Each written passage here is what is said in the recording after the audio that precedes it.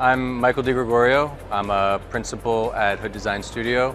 Hood Design Studio is a landscape architecture and public art practice based in Oakland, California.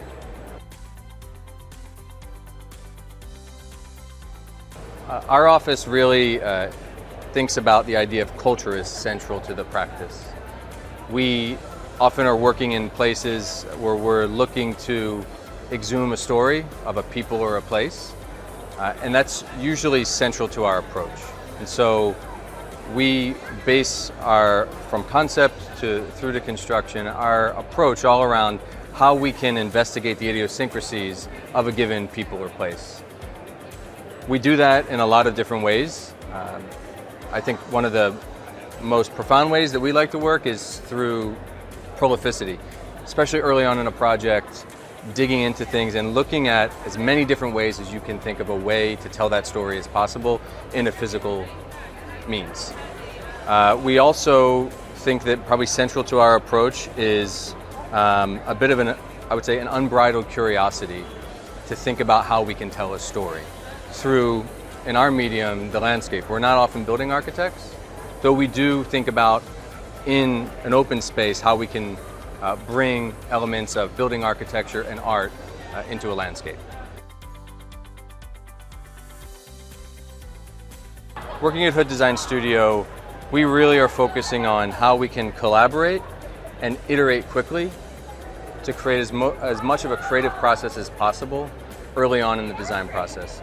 We're looking to find innovative ways to tell stories and represent them in the public realm. People at Hood Design Studio, I think, are most excited by possibility and curiosity. And I think that would characterize a lot of our designers at Hood.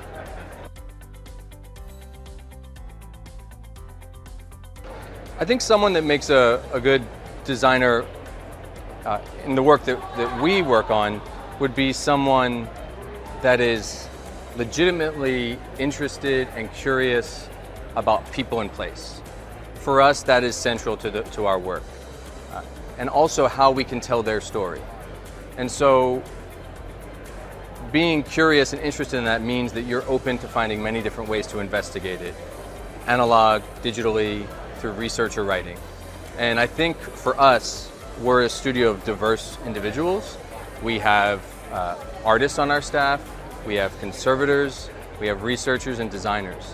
And so for us, being a good designer at Hood is someone that is open to kind of that overlap and diversity within the realm of design. So to cultivate that curiosity at Hood, we're an office of about 20 people, and there's 4 people at the principal position. I think something that is unique to Hood compared to other offices is the 4 of us are intimately involved in the design process. So we're not delegating and walking away and coming and checking back in. We're in the trenches with our design team working through it. And so when there's something that's stuck, we have a team to kind of rely on. But we also look to the office, the greater office outside of individual project teams to posit big ideas when we're stuck at a project, how we can work through a design challenge.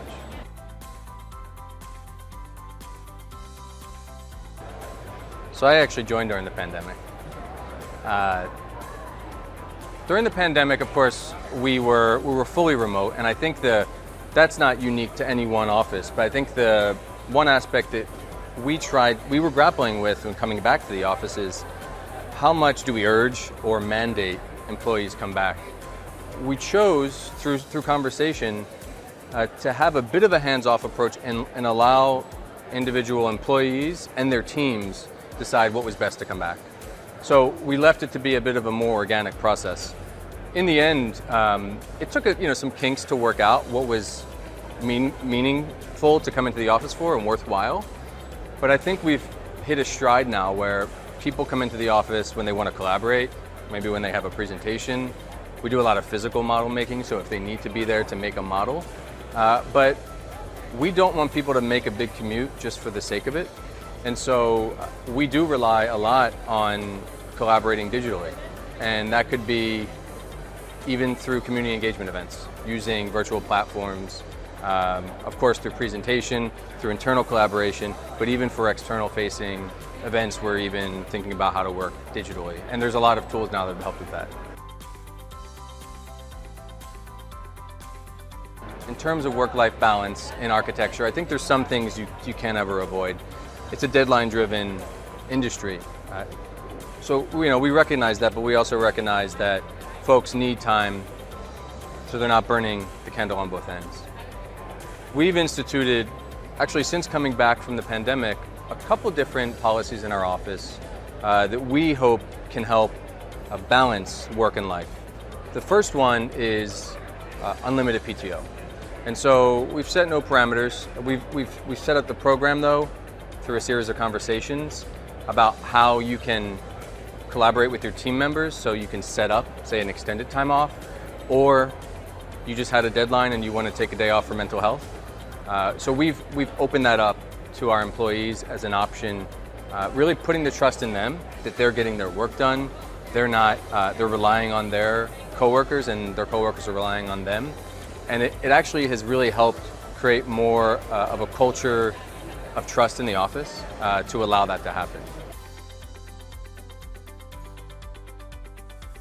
Being a smaller office, in terms of leadership and growth potential, we don't have as many hierarchies as some offices do.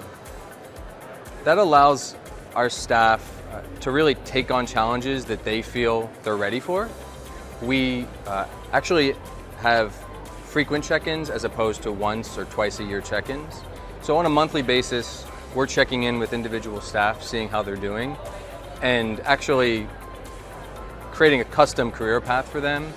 We're able to do that at a smaller scale and not worry about, you're a designer now, in 2 years you're going to get to associate, and feeling like they're kind of bound by those titles. So this is something that we've been working on over the last 2 years to develop, and it's actually paid off well. We have a series of these roundtable talks where we can actually get feedback from the greater group and then those smaller one-on-ones throughout the year. I think one thing I've learned and still working on is to be patient. Your career is pretty long, even though it might not feel like it, especially when you're out of school. You will have the opportunity to do virtually anything you want in your career, and find a way to focus on particular interests at particular points in your career and become a master at them, and then decide, is that what you really love or not? And if it isn't, at least you had that experience. And then move on to another aspect of your career you'd like to focus on. I think particularly when you're maybe the first 5 to 10 years out of school, even undergrad or graduate, it's a really great way to focus on really particular aspects of the industry. And that's the best way to really decide if you like them or not. Yeah, I think mostly a lot of the new grads that we're talking to, they have a general similar baseline when it comes to technology for design software. I think when it comes to design technology, for us, there's a certain baseline that people coming out of school have. We actually like to think more about when we can use some more advanced technologies later in the process. We think as advanced as technology is, it sometimes resolves everything too quickly that the analog doesn't allow. And so I think that the analog allows for. I think with technology, it's actually when to use it is more important about how many different softwares you can use.